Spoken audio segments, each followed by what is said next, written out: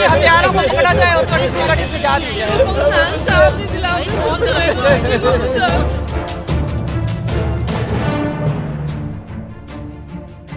नमस्कार, आप देख रहे हैं लाइव व्यूज पानीपत और मैं हूं आपके साथ चांद गिलानी। आपको बता दें, हम इस समय मौजूद हैं पानीपत के लघु सचिवालय में, जहां से सीधी आप तस्वीरें देख पा रहे हैं। और आपको बताना चाहेंगे कि आज से लगभग 6 दिन पहले 9 तारीख की बात, जो एक हनी नाम के 21 वर्षीय युवक का जो समालखा नहर से शव बरामद हुआ था, उसको लेकर जो आज उसके परिजन जो हैं पानीपत लघु सचिवालय में एकत्रित हुए हैं। क्या कुछ पूरा मामला है, ये जानकारी भी लेंगे। और जो उनके जो पिता हैं, उनके द्वारा शंका जताई जा रही है कि उनके जो बेटे की मृत्यु की गई है, वो एक सजी साजिश के तहत की गई है। आइए उनसे कुछ बातचीत करेंगे और जानकारी लेंगे कि क्या कुछ पूरा मामला है।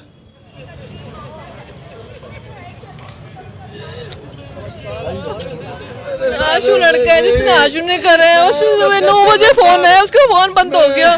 कहते मम्मी रोटी बना दे, मैं आज उसके बाद नहीं आया। उसके बाद बेटा नहीं आया, उसके बाद मेरा बच्चा नहीं आया। ना कोई पुलिस वाले पूछने आए, यहाँ पे घर में कोई नहीं आया पता करने क्या नहीं मानना है। मेरे बच्चे आशु के साथ सब कुछ आशु को पता है, उसका पिन तक पता है, मोबाइल का, ATM का। आशु का कुछ नहीं कर रहे, पुलिस वाले कुछ भी नहीं कर रहे। आशु पे पैसा उसको जब कुछ नहीं हो रहा। वो रात को गया था, कहते मैं पेमेंट लानी, 2-3 दोस्त जाएंगे, साथ आशु जाएगा। मैं लेट हो गया तो आशु घर ही सो जाऊंगा। उसके बाद वो नहीं आए। 9 बजे फोन है कि अभी घर आ, रोटी बना दो। उसके बाद वो आया नहीं। वो आशु यही पानीपत का रहने वाला है, 8 महल्ले में। आप ये बताइए पूरा हुआ क्या था, क्या मामला क्या था, ये बताइए।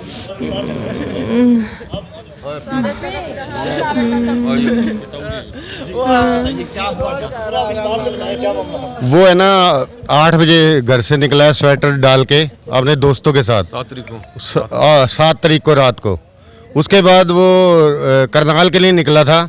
उसके बाद सुबह उसकी मम्मी ने फ़ोन किया, भी आके खाना खा ले, रात से तू भूखा है।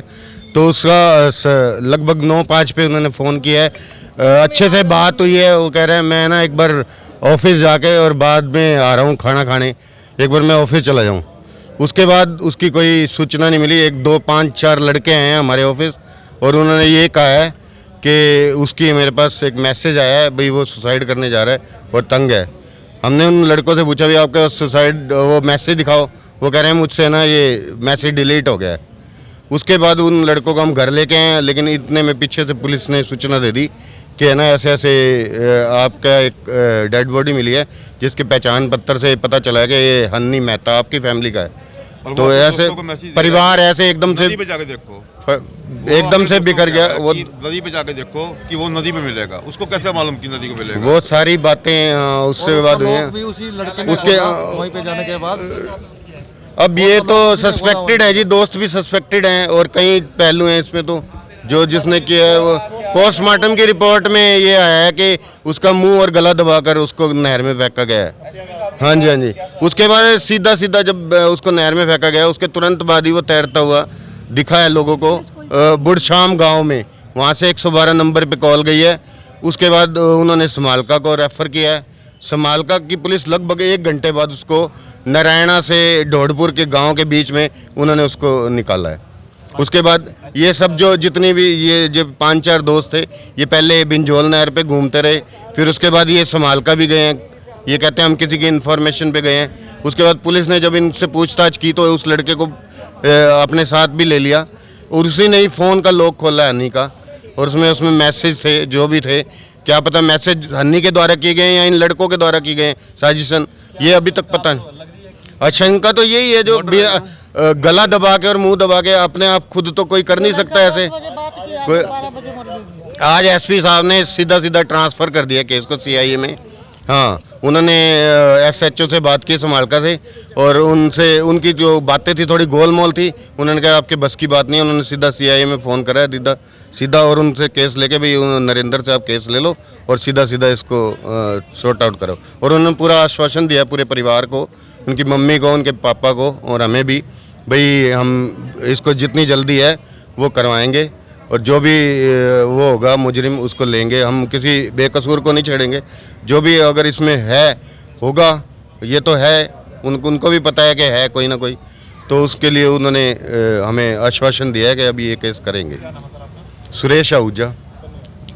क्या लगता है पानीपत शहर में जिस प्रकार ये वारदात हो जाएगा? ऐसे ये बहुत बड़ा क्राइम है। ये जवान लड़का 21 साल का, कोई मेरे वार्ड में गली नंबर 5 17 कॉलोनी में रहता है, जिसका नाम हैप्पी है। जैसे मुझे सुबह 9 बजे जिस दिन ये बेटा नहर में कूदा था तो मुझे पता लगा, दोपहर को मुझे पता लगा, तो 9 तारीख को इसका पर्चा दर्ज हुआ है। आज 1 हफ्ता हो गया है, 1 हफ्ते में कोई कार्रवाई नहीं हुई और परिवार वाले जिन पे शक कह रहे हैं उनसे कोई पूछताछ नहीं की जा रही है। मैं तो ये चाहता हूँ, मैं प्रशासन से अपील करता हूँ, और एसपी साहब ने आश्वासन दिया है, SHO साहब से बात करी, जब उन्होंने देखा भी SHO साहब से नहीं बात हो रही तो उन्होंने केस को CIA में ट्रांसफर कर दिया। तो मैं तो कहता हूँ इसको इस जिनकी भी साजिश है, जिन्होंने साजिश लड़के की मर्डर की है, तो इसको कड़ी से कड़ी कार्रवाई की जाए और इसको सजा दी जाए। बिल्कुल बिल्कुल, जब पोस्टमार्टम रिपोर्ट में आ रहा है, पोस्टमार्टम रिपोर्ट में क्लियर आ रहा है, और जब वो बंदे यहाँ पे है ही नहीं, वो बंदे यहाँ से अपने घर बंद करके यहाँ से कहीं गए हुए हैं, तो नेचुरल है। अगर मान लो मेरे अंदर कसूर नहीं है, मैं बेकसूर हूँ, मैं क्यों भागूंगा? मुझे किसका डर है? अगर मेरा कसूर है जब तो मैं भागूंगा। SP साहब ने कहा भी 1-2 दिन में छोटा हो जाएगा केस, अगर नहीं होता 2 दिन में फिर बैठ के प्लानिंग करेंगे वार्ड में क्या करना है, उसके बाद देखेंगे। किसी को पता होगा? नहीं होगा, लेकिन उसका पासवर्ड उस लड़के को पता है। कैसे पता है? पुलिस को क्यों नहीं उसके रिमांड लिया गया? लगता है इसके दोस्तों की साजिश। हमें कुछ नहीं पता। देखो, उस लड़के को पकड़ा हुआ है, उसको रिमांड पे लिया जाता तो वो बोलता, वो नहीं बोला गया। वो चौड़ा हो रहा है कि मेरे तो रिलेटिव है यहाँ पे। 2 दिन पकड़ा गया है, तो क्यों नहीं पूछा गया उससे? नहीं पूछा गया ना, क्योंकि पुलिस कार्रवाई नहीं कर रही। हम पुलिस प्रशासन से बिल्कुल भी खुश नहीं है, ना खुश है। हमारा जवान भतीजा था, हमारे भाई का काम नहीं है इतना, वो भतीजा कमा रहा था और हमारा घर चल रहा था। हम CBI पे हमारा केस चला जाए तो और भी बेस्ट है। नहीं, पुलिस पे हमें विश्वास नहीं है। 10 दिन से हमें वो यही कह रहे हैं जी आप आओ, हमें क्यों बुला रहे हैं? वो जो लड़का पकड़ा उसको रिमांड पे क्यों नहीं लिया जा रहा? उसको लो ना रिमांड पे। मेरा नाम अनीता है, मैं लड़के की बुआ हूँ। आशु को सब बताएगा। आशु को मैंने बोला मेरा बेटा कहाँ आएगा, उससे वो ऐसे कह गया भाई उससे मैसेज आया है मैं मुसीबत में फंसा हूँ, मैं मर जाऊँगा। मैंने क्या वो तेरे पास है? वो 1 मिनट नहीं मेरे पास खड़ा, वो चला गया।